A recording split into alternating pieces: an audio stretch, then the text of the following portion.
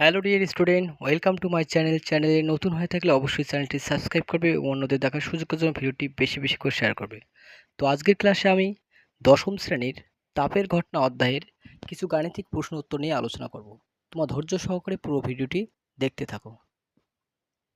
তো তাপের ঘটনার গাণিতিক প্রশ্ন উত্তরগুলো করতে গেলে তোমাদের সাধারণত এই সূত্রগুলো মনে রাখতে হবে। প্রথমত, দৈর্ঘ্য, ক্ষেত্র এবং আয়তন প্রসারণ গুণাঙ্কের এসআই সিজিএস একক জানতে হবে। এসআই একক হচ্ছে কে ইনভার্স, সিজিএস একক হচ্ছে degree C inverse.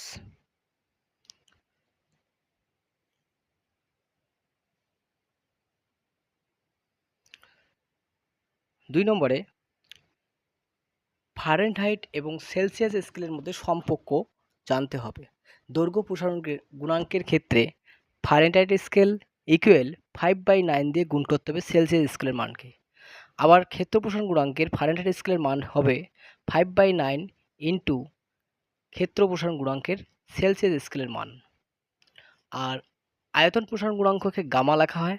Gamma Fahrenheit স্কেলের মান বের করতে গেলে তোমাকে 5/9কে সেলসিয়াস স্কেলের মানকে গুণ করতে হবে।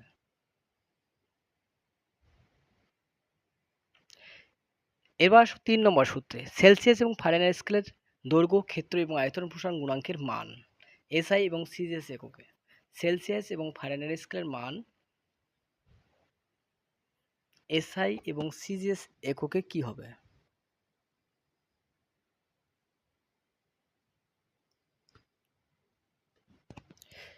সেলসিয়াস এবং এটা সেলসিয়াস না, এটা ফারেনহাইট স্কেল। এটা ফারেনহাইট স্কেল হবে না, এটা কেলভিন স্কেল হবে। কেলভিন স্কেলে দৈর্ঘ্য প্রসারণ, ক্ষেত্র প্রসারণ গুণাঙ্কের মধ্যে সম্পর্ক বা এসআই সিজিএস এককের ক্ষেত্রে কি হবে? দৈর্ঘ্য প্রসারণ গুণাঙ্ক সেলসিয়াস স্কেলে আর কেলভিন স্কেলে সেম হবে, শুধু ইউনিট চেঞ্জ হবে। ক্ষেত্র প্রসারণ গুণাঙ্কের ক্ষেত্রেও সেই মানটা একই থাকবে, একক চেঞ্জ হবে। আরেকটা ক্ষেত্রে হচ্ছে আলফা ইকুয়াল β/2 γ/3, এই সম্পর্ক দিয়ে আমরা অঙ্ক করব। তো আমাদের প্রথম প্রশ্ন নিয়ে আলোচনা করি। 1 নম্বর কোশ্চেনে বলছে কোনো ধাতুর দৈর্ঘ্য প্রসারণ গুণাঙ্ক আলফা হলে আয়তন প্রসারণ গুণাঙ্ক কত হবে? তো আমরা কি জানি, দৈর্ঘ্য প্রসারণ গুণাঙ্ক এবং আয়তনের মধ্যে সম্পর্ক চেয়েছে। আমাদের মেন সূত্রটা হচ্ছে আলফা ইকুয়াল টু β/2 γ/3।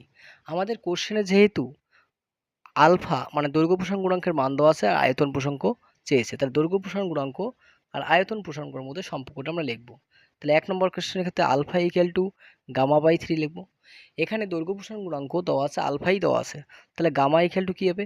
3 আলফা। তাহলে এই অ্যান্সার হবে 3 আলফা।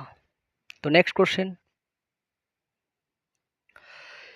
2 নম্বর কোশ্চেন বলছে লোহার দৈর্ঘ্য প্রসারণ গুণাঙ্ক 12 × 10⁻⁶ ডিগ্রি সি হলে আয়তন প্রসারণ গুণাঙ্ক কত হবে? তাহলে দৈর্ঘ্য প্রসারণ গুণাঙ্ক এবং আয়তন প্রসারণ গুণাঙ্কের সম্পর্কটাই আমাদের লিখতে হবে। তো সেম একই রকম, তাহলে আলফা ইকুয়াল টু আমরা লিখতে পারি γ/3। তার মধ্যে কার মান দেওয়া আছে? দৈর্ঘ্য প্রসারণ গুণাঙ্কের মান। তাহলে আলফা ইকুয়াল টু দেওয়া আছে 12 × 10⁻⁶। এই মানটা এখানে বসে দাও। তাহলে 12 × 10⁻⁶ সমান γ/3। এখানে ক্রসিং গুণ করো, তাহলে gamma equal 3 × 36 × 10⁻⁶ degree C inverse. এই সঠিক উত্তর হবে 36 × 10⁶ পার ডিগ্রি সি বা ডিগ্রি সি ইনভার্স। তো সহজে আমরা সূত্রের সাহায্যে বের করতে পারলাম। তো নেক্সট 3 নম্বর কোশ্চেন বলছে সোনার আয়তন প্রসারণ গুণাঙ্ক মানে গামার মান দেওয়া আছে 42 × 10⁻⁶ পার ডিগ্রি সি হলে ক্ষেত্র প্রসারণ গুণাঙ্ক কত হবে? এখানে ক্ষেত্র প্রসারণ গুণাঙ্ক বলতে তোমাকে বিটার মান বের করতে বলছে। তাহলে আয়তন প্রসারণ গুণাঙ্ক আর বিটার মধ্যে সম্পর্ক, তাহলে ক্ষেত্র প্রসারণ গুণাঙ্ক আর আয়তন প্রসারণ গুণাঙ্ক, তো আমরা এই সম্পর্কটা আমরা লিখব। তাহলে β/2 = γ/3।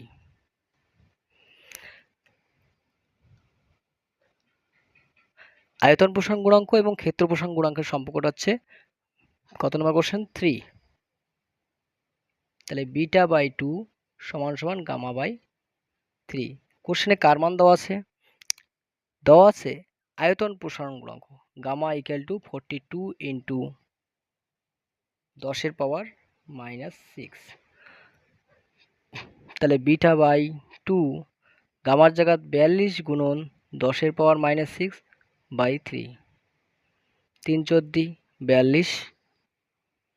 তাহলে কোনাকুনি গুণ মারো, তাহলে বিটা ইকুয়াল টু 14 দুগুণে 28 into 10 to the power -c। একক কি দেওয়া আছে? একক দেওয়া আছে পার ডিগ্রি সি, তাহলে অবলিক দিয়ে পার ডিগ্রি সি সঠিক উত্তর। তো নেক্সট 4 নম্বর কোশ্চেন। লোহার আয়তন প্রসারণ গুণাঙ্ক 36 into 10 to the power 6 degree C inverse হলে দৈর্ঘ্য প্রসারণ গুণাঙ্ক কত হবে? তাহলে দৈর্ঘ্য প্রসারণ গুণাঙ্ক এবং আয়তন প্রসারণ গুণাঙ্কের মধ্যে সম্পর্কটি তোমাকে লিখতে হবে প্রথম কথা। তাহলে আলফা ইকুয়াল টু কি দেওয়া আছে? আয়তন প্রসারণ গুণাঙ্ক দেওয়া আছে, তাহলে গামা বাই 3। কোশ্চেনে কার মান দেওয়া আছে? আয়তন প্রসারণ গুণাঙ্কের মান দেওয়া আছে, তাহলে গামার মান দেওয়া আছে, তাহলে gamma equal to 36 into 10 to the power -6। তাহলে এই মানটা এখানে ইনপুট করে দাও, 36 into 10 to the power 6 by 3। 3 দিয়ে 12কে কাটলে 3 12 36। তাহলে আলফা ইকুয়াল টু আমরা লিখতে পারি 12 ইন্টু 10 এর পাওয়ার -6। ইউনিট কি আছে? দেওয়া আছে পার ডিগ্রি সি ইনভার্স, তাহলে এটারও একক ডিগ্রি সি ইনভার্স হবে।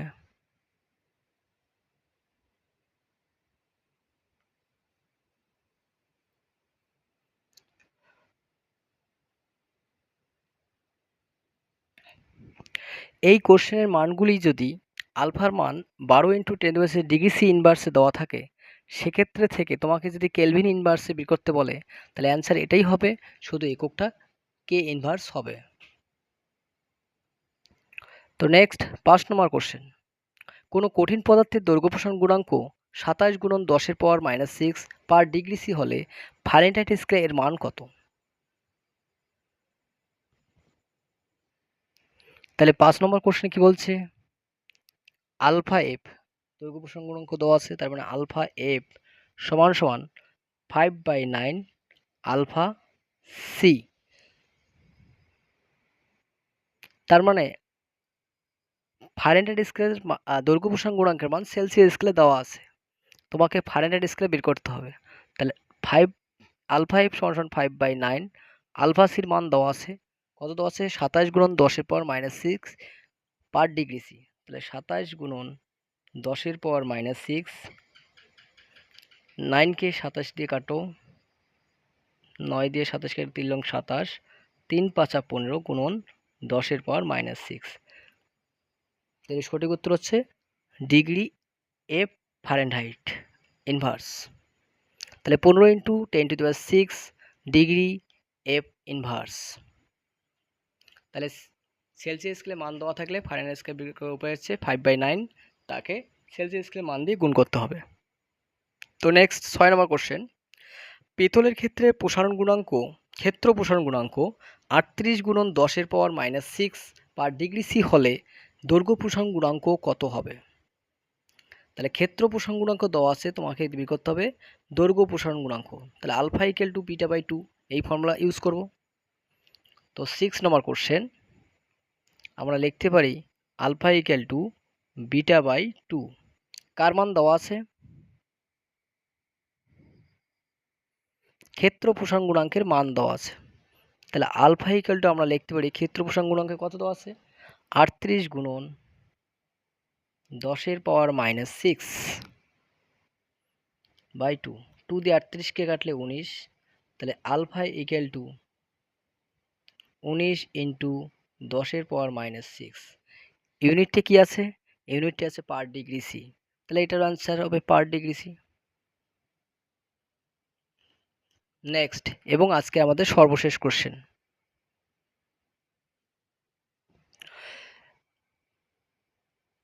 7 নম্বর কোশ্চেনে বলছে তামার দৈর্ঘ্য প্রসারণ গুণাঙ্ক 17 গুণন 10 এর পাওয়ার -6 পার ডিগ্রি সি বলতে কি বোঝায়? এর মান কেলভিন স্কেলেই একই থাকে কেন? এই কোশ্চেনটি মাধ্যমিক পরীক্ষায় 2019 সালে এসেছিল। কোশ্চেনটি খুবই গুরুত্বপূর্ণ। এক্ষেত্রে একটা কোশ্চেনই বলা আছে কেলভিন স্কেলের মান সেলসিয়াস স্কেলের মান সমান থাকে কেন? মনে রাখবে কেলভিন স্কেলের যে মান সেলসিয়াস স্কেলের মানটা একই থাকবে, শুধু ইউনিটটা চেঞ্জ হবে, অর্থাৎ এককটা চেঞ্জ হবে। তাহলে বলতে কি বুঝো বলছে? তামার দৈর্ঘ্য প্রসারণ গুণাঙ্ক 17 গুণন 10⁻⁻6 পার ডিগ্রি সি বলতে কি বুঝো? এর অ্যান্সারটা হবে কোনো তামার দণ্ডের উষ্ণতা 1 ডিগ্রি সি বৃদ্ধি করলে দণ্ডটির প্রাথমিক দৈর্ঘ্যের 17 গুণন 10⁻⁻6 অংশ দৈর্ঘ্য বৃদ্ধি পায়। এবার বলছে এর মান কেলভিন স্কেলে কি একই থাকে কেন? কারণ 1 ডিগ্রি সি উষ্ণতার পরিবর্তন আর 1K উষ্ণতার পরিবর্তন সমান হওয়ার জন্য কোনো কঠিনের দৈর্ঘ্য প্রসারণ গুণাঙ্কের মান সেলসিয়াস স্কেল এবং কেলভিন স্কেলের ক্ষেত্রে একই থাকে। তো আমি যদি একটা এক্সাম্পল দেই, দেখো 17 ইন্টু এটাই যদি আমি বলি 10 মাইনাস ডিগ্রি সি ইনভার্স হলে কেলভিন স্কেলে কত হবে? অ্যান্সার হবে 17 গুণন 10⁻⁻ ডিগ্রি সি জায়গায় কে ইনভার্স হবে।